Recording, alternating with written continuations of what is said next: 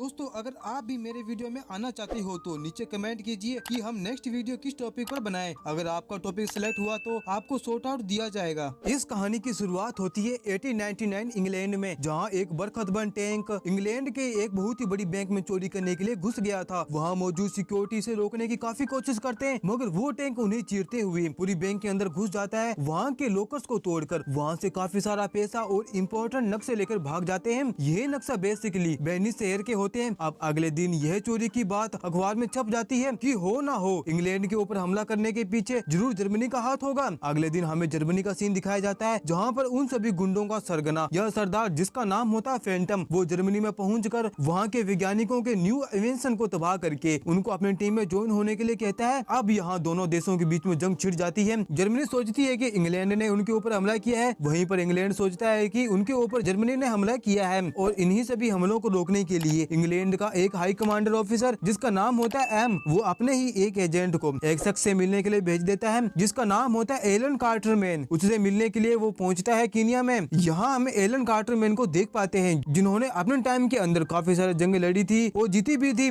Nigel उन्हें कहता है कि इंग्लैंड और जर्मनी के बीच में युद्ध का माहौल है और हमारे कमांडिंग ऑफिसर ने मुझे आपको लाने के लिए भेजा है क्योंकि आपका निशाना काफी तेज है और आप शिकारी की तरह हमला करते हो। इन दोनों की बातें चली रही होती है, मगर तभी वहाँ पर फैंटम के कुछ लोग पहुंचकर उन दोनों पर हमला शुरू कर देते हैं। यहाँ एलन कार्टरमैन वो सभी को एक एक करके भून देता है, मगर उनमें से एक आदमी भाग निकलता है। तब नाइजिल कहता है कि वो तो दूर चला गया, अब हम इसे कैसे पकड़ेंगे और हमें कैसे पता चलेगा कि हम पर किसने अटैक किया है। मगर तभी वहाँ एलन अपना चश्मा पहनकर अपनी कार 98 से शूट करता है और वह बंदा वहीं पर ढेर हो जाता है। जिसके बाद में ये दोनों पहुंच जाते हैं इंग्लैंड में, जहाँ उनकी मुलाकात होती है कमांडिंग ऑफिसर एम से। यहाँ पर एम बताते हैं कि यहाँ पर कई टाइम से हमले हो रहे हैं, इनके पीछे हम समझ पाते हैं कि ना तो जर्मनी का हाथ है और ना ही यूरोप का हाथ है। ये एक ऐसा अलगाववादी बंदा है जो हमारी टेक्नोलॉजी को छीन कर हमारे ऊपर ही हमला कर रहा है। फैंटम उन तकनीकों का यूज करके हमारे ऊपर हमला कर रहा है। तो बड़े बड़े राजनेता भी चाहने लगेंगे कि हमारे देश में भी यही ताकत हो। अगर उन्होंने एक बार फैंटम से हथियार खरीदना शुरू कर दिया तो फैंटम काफी अमीर इंसान बन जाएगा। तब एलन कहता है कि ये तो आपका काम है, ये तो तुम्हें संभालना चाहिए। एम कहता है कि उसके पास में जो हथियार है वो काफी आगे के हथियार है, इसलिए हमारी गवर्नमेंट उन्हें रोक नहीं सकती। इसलिए मैंने इस काम के लिए आपके जैसी 5 योद्धाओं को चुना है। वहीं हमें पहला योद्धा को दिखाया जाता है, एक इंडियन बंदा जो कैप्टन नियमो। वहीं इस टीम का दूसरा मेंबर जिसका नाम होता है राइटनी स्किनर, वे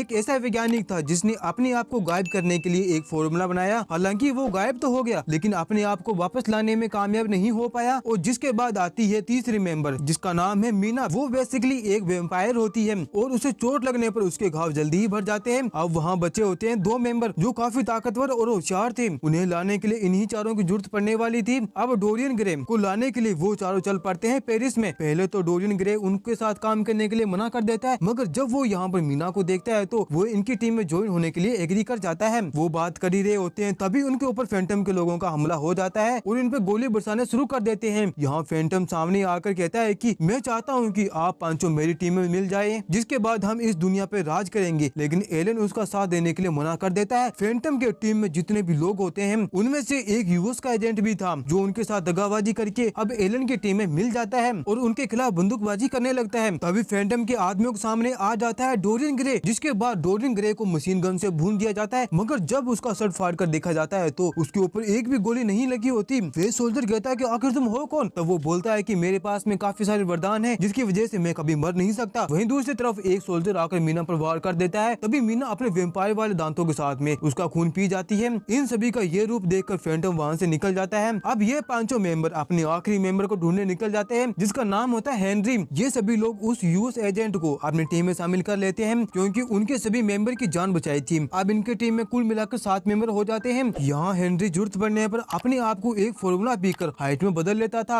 इनको पता चलता है कि फैंटम का अगला शिकार पूरा देश होने वाला है जो पानी में बसा हुआ वेनिस शहर है। जिसके बाद में ये अपने शिप के जरिए वेनिस शहर की तरफ निकल पड़ते हैं। इस शिप में आने के बाद में सभी के साथ कुछ छोटे छोटे हादसे होने शुरू हो जाते हैं। कभी एलन की बंदूक में गोलियां गायब हो जाती है, तो कभी हेनरी का फॉर्मूला, तो कहीं शिप पर गन पाउडर पाया जाता है, तो कहीं जमीन पर खून के धब्बे। इन सब के पीछे सबको शक होता है कि कहीं न कहीं स्किनर का हाथ होगा क्योंकि वो गायब हो सकता था। अब जहाज के ऊपरी छोर पर जहाँ एलन निशाना लगा रहा होता है तभी वहाँ पर टॉम आता है और कहता है कि मैंने सभी की स्किल को तो देख ली है, मगर आप में ऐसी क्या खास बात है जिसकी वजह से आप इस टीम में शामिल हैं? मैंने आज से कई साल पहले इतनी जंगें लड़ी है और साथ ही उन्हें जीती भी है। है, लेकिन उसमें मुझे एक भी खरोच नहीं आया। खास बात ये थी कि मैं मरा नहीं। तब टॉम कहता है कि ऐसा हो भी नहीं सकता, जख्मी तो घायल तो होता ही है बंदा, मगर आप चुस्त तंदुरुस्त दिख रहे हैं। तब एलन बताता है कि मुझे अफ्रीका के एक जादूगर ने बताया था कि तुम अफ्रीका में कभी भी नहीं मर सकते, और यही वजह है कि मैं आज तक जिंदा हूँ। अब इनका शिप पहुँच चुका होता है बेनी शहर में। तब इन्हें पता चलता है कि यहाँ पर तो मेला लगा हुआ है, और वो पहुँचकर फैंटम के लोगों को ढूंढने लगते हैं, मगर इन्होंने काफी देर कर दी होती है, क्योंकि अब तक फैंटम के लोगों ने यहाँ काफी सारे बिल्डिंगों के नीचे बड़े बड़े बारूद बम लगा दिए होते हैं, क्योंकि इनके पास में बेनी शहर का पूरा नक्शा था जो उन्होंने मूवी की शुरुआत में चुराई थी। इसलिए फैंटम ने बेनी शहर पर कब्जा कर लिया था। यहाँ पर गलियां कम थी और बड़ी बड़ी बिल्डिंगें एक दूसरे से चिपी हुई थी।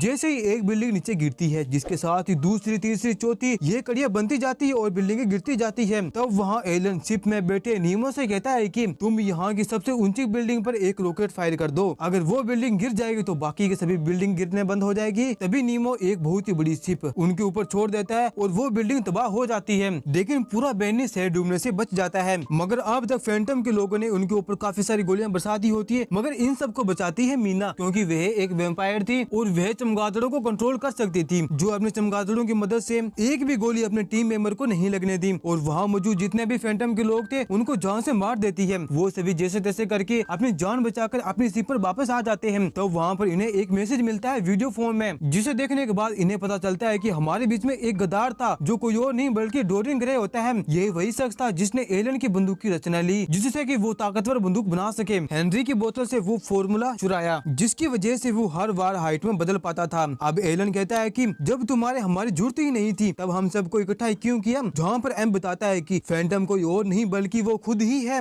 उसने तुम सभी लोगों को इकट्ठा करके तुम्हारे शरीर और टेक्नोलॉजी की वो चीजें चुराई जिसे खुद की आर्मी वो तैयार करने वाला है, और अब 10 सेकंड में यहाँ पर एक बॉम्ब ब्लास्ट होने वाला है। जैसे ही उसका मैसेज खत्म होता है, वहाँ पर शिप में कई जगहों पर धमाका शुरू हो जाता है, जिस कारण पूरे शिप में पानी भरना स्टार्ट हो जाता है और धीरे धीरे डूबने लगती है। तभी हाइड आकर अपनी पूरी ताकत और जोर लगाकर शिप के नीचे दरवाजे को खोल देता है, जिसकी वजह से शिप का सारा पानी नीचे निकल जाता है और शिप डूबने से बच जाती है। डोरियन ग्रह जो उनकी पनडुब्बी लेकर भागा था, उसके अंदर एक ट्रांसमीटर फिट होता है। उसको ट्रैक करते करते इनकी पूरी टीम पहुंच जाती है मंगोलियन के बर्फीले इलाके में, जहां ये देखने पर पता चलता है कि यहाँ पर फैंटम ने अपना खुद का एक बड़ा साम्राज्य स्थापित कर रखा है। यहाँ स्किनर इनका साथ देता है, जो अपने गायब होने वाली ताकत की मदद से स्किन अंदर जाता है और सारी इंफॉर्मेशन लाकर इन सभी को बताता है कि तुम्हारे शिप के जैसे ही 8 शिपें बनाई गई है और एलन के जैसे ही 1500 गनें बनाई गई है। मेरी तरह गायब होने वाले कई लोग बनाएंगे हैं, जिसके बाद इन सभी की टीम उस साम्राज्य में घुसना स्टार्ट कर देती है। अब हमें डोरियन ग्रे को दिखाया जाता है, जिसके पास में काफी सारे वरदान होते हैं। यहाँ एम के पास में एक ऐसी तस्वीर थी जिसे डोरियन ग्रे के थ्रू बनाई गई थी। ये तस्वीर एज और हेल्थ को कंट्रोल कर सकती थी, और इसी तस्वीर को चुरा लिया था एम ने। यही रीजन था कि डोरियन ग्रे ने अपनी टीम को धोखा दिया और एम का साथ दिया, ताकि अपनी पेंटिंग को ले सके। अब तक एलन की पूरी टीम अंदर घुस चुकी होती है और वो सभी यहाँ पर एक्सपेरिमेंट को नष्ट करना शुरू कर देते हैं। अब यहाँ पर इनके बीच में बहुत ही खतरनाक फाइट होना स्टार्ट कर देती है। मीना और डोरियन के बीच में बहुत ही खतरनाक फाइट होती है। इन दोनों के पास में ही वरदान होते हैं कभी ना बनने की। वे दोनों लड़ते जाते हैं। वहीं स्किन पूरे प्लांट में बॉम्ब फिट करने स्टार्ट कर देता है, और वहीं टॉम और एलन पहुंचते हैं फैंटम के पास में, और यहाँ हाइड अकेला ही सबका बैंड बजा रहा होता है। अब सारे के सारे बॉम्ब फटने स्टार्ट हो जाते हैं। उन सबसे बचने के लिए हाइड और कैप्टन नीमो अपने आप को छोटे करके दरवाजे से निकलकर सेफ लोकेशन में पहुंचने की कोशिश करते हैं, लेकिन उनके पीछे पड़ जाता है एक रेड मॉन्स्टर। अब बिल्डिंग गिरने के साथ ही रेड मॉन्स्टर दब जाता है और वह पूरा साम्राज्य विनाश हो जाता है। वहीं फैंटम उन सभी का फॉर्मूला लेकर भाग रहा होता है। तभी वहाँ डोम उन सभी का निशाना लगाने की कोशिश करता है, मगर उसका निशाना इतना मजबूत नहीं था कि वे दूर भाग रहे फैंटम पर निशाना लगा पाए। तभी वहाँ एलन उसे कहता है कि तुम्हें अपने पर विश्वास रखना चाहिए। अब वो अपनी पूरा ध्यान लगाकर टॉम काफी दूर से उसे हेडशॉट लगाता है, जिस कारण फैंटम का अंत हो जाता है और उसका फॉर्मूला पानी में डूब जाता है। मगर इसी बीच एलन को भी गोली लगी जाती है, जिसके बाद वो सभी एलन को लाते हैं कीनिया में और वहाँ उसका दाह संस्कार किया जाता है। इस मूवी के पोस्ट क्रेडिट सीन में दिखाया जाता है कि इस अफ्रीका की जमीन फिर से एलन को जिंदा कर देती है, और इसी के साथ मूवी यहीं पर समाप्त होती है। दोस्तों, आपको ये वीडियो कैसा लगा प्लीज मुझे लाइक और कमेंट करके जरूर बताएं। जब तक मिलते हैं अगले वीडियो में, जब तक के लिए बाय बाय।